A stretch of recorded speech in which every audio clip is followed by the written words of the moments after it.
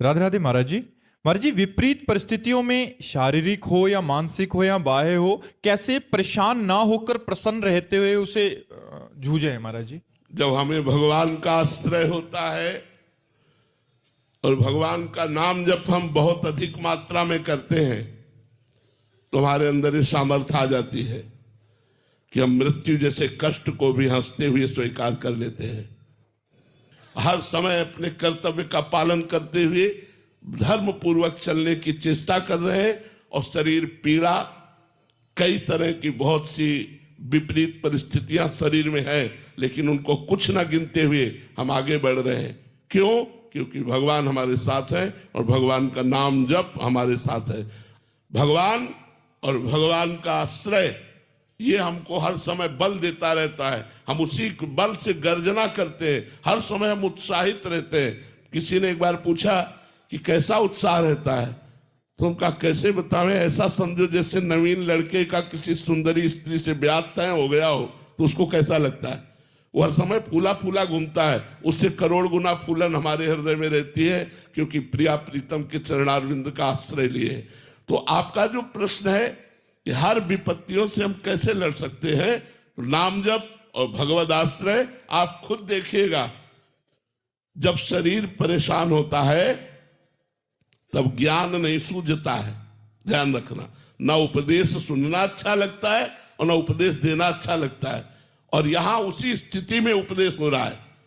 प्रतिपल हम तत्पर रहते हैं, जैसे नौजवान आदमी अपने कर्तव्य पर, ऐसे हम कर्तव्य पर तत्पर रहते हैं।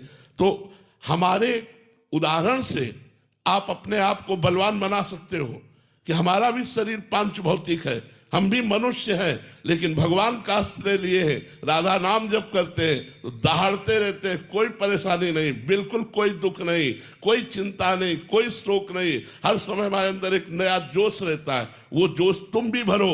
अविनाशी के बच्चा हो, जरा से दुख में बिलला गए, जरा से सुख में फूल के अहंकार से युक्त हो गए, ये नहीं। ऐसे महान बनो कि चाहे जितना सुख आवे अहंकार ना आवे, और चाहे जितना दुख आवे हम कभी शोक से उदास ना हो जाएं, हम रौंदते हुए दुख को चले। क्योंकि भगवान के बच्चा हो, अविनाशी का बच्चा हो करके इन विनाशी बातों पर रो रहे हो, छोटी छोटी बातों पर शोक कर रहे हो, निगेटिव बातें विचार करके डिप्रेशन में जा रहे हो, ये क्या है? अरे तुम भगवान के अंश हो, भगवान सच्चिदानंदमय है, उस आनंद का अंश आनंद ही होता है। ईश्वर अंश जीव अविनाशी, चेतन अमल सहज सुख राशि। अपने स्वरूप को जगाओ, जागो। कहां सो रहे हो भोगों में? देखो, कोई भी दुख तुम्हें परेशान नहीं कर सकता, कोई विपत्ति तुम्हें छू नहीं सकती। तुम्हारा स्वरूप है नैनम छिन्दन्ति शस्त्राणि, नैनम दहति पावकः, न चैनम क्लेदयन्त्यापो, न शोषयति मारुतः।